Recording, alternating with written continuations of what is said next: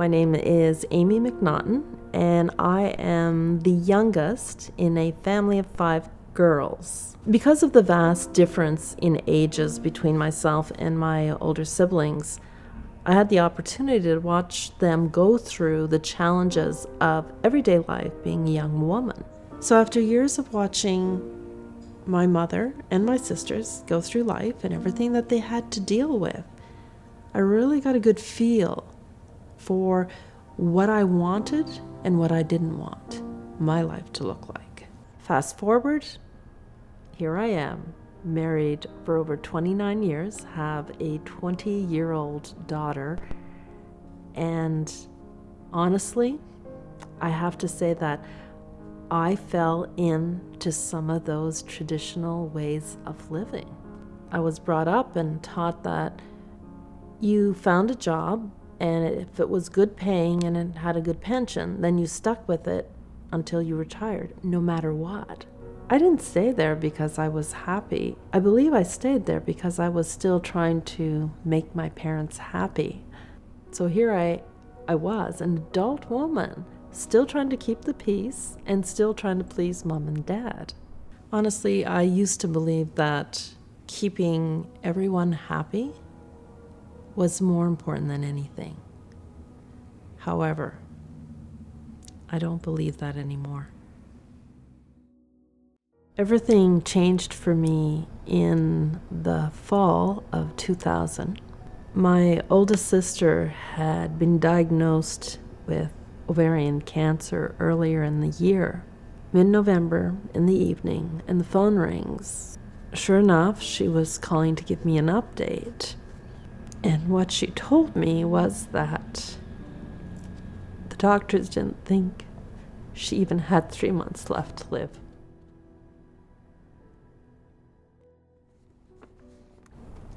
My brain started racing, and all I could think of was, how could I live my life without her, So that Christmas 2000, all of us, all of her siblings, we all did everything we needed to make sure we made it home to spend our last Christmas together with Anne.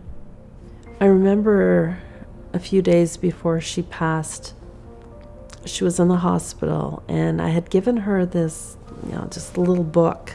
She asked me to read it to her, so she was resting with her eyes closed, and I'd flip the pages and I'd read it to her. And at one point, I stopped reading. I couldn't read because the page said, "You and I will grow old together." And I knew that wasn't going to happen.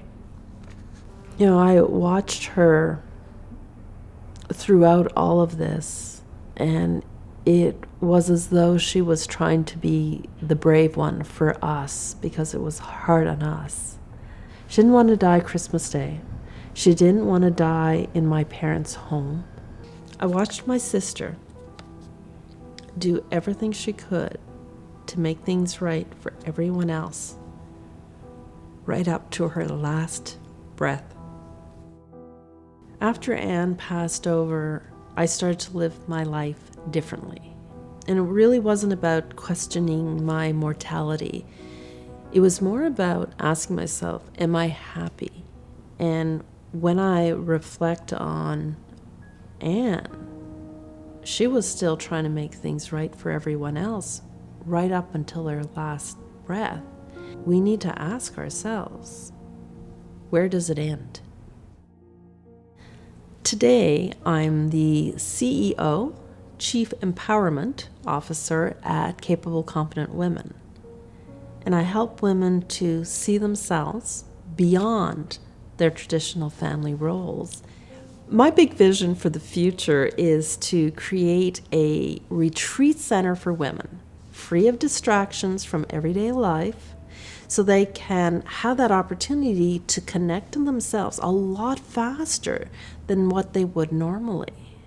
Through the years, I've watched women change their lives because they connect to themselves at a deeper level.